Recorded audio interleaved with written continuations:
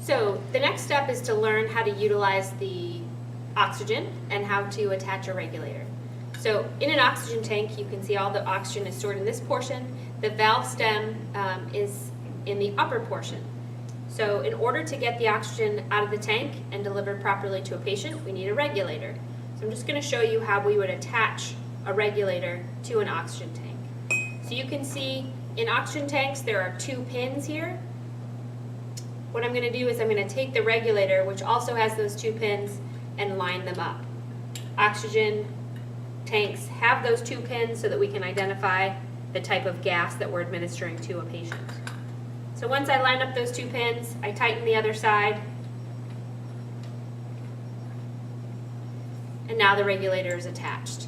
The next step is now to open the oxygen tank to allow the oxygen to enter the regulator. So I'm going to turn it to the left. Completely open the tank.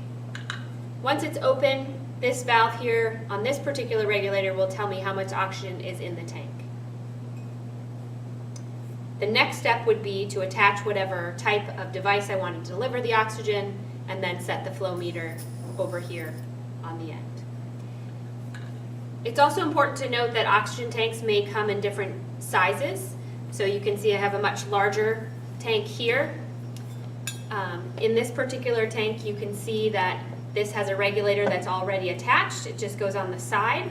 Again, the same valve here that tells me how much oxygen is in the tank, and the flow meters on the end.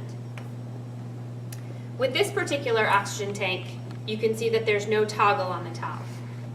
So what I'll need to do is take the regulator, attach it, and then open the tank with a wrench. Also note that this regulator looks a little different than the last one, and I bring that up because I wanted you to see that they look different, but they're going to do the same thing. So same 2 pins here, same 2 pins on the tank, on the valve stem, line those up again.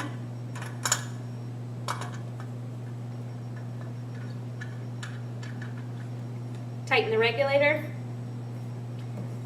And then to open the oxygen tank, I take this wrench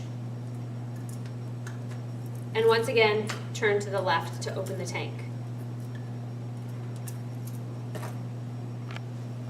So with this particular regulator, now that the regulator's on, we have the same valve that indicates how much oxygen is in the tank, and then we have this top valve that actually demonstrates how much oxygen is actually being administered to a patient, so the flow meter. The way you administer the flow meter on this particular regulator is on the back side, so I would just turn this up in order to get the flow of oxygen.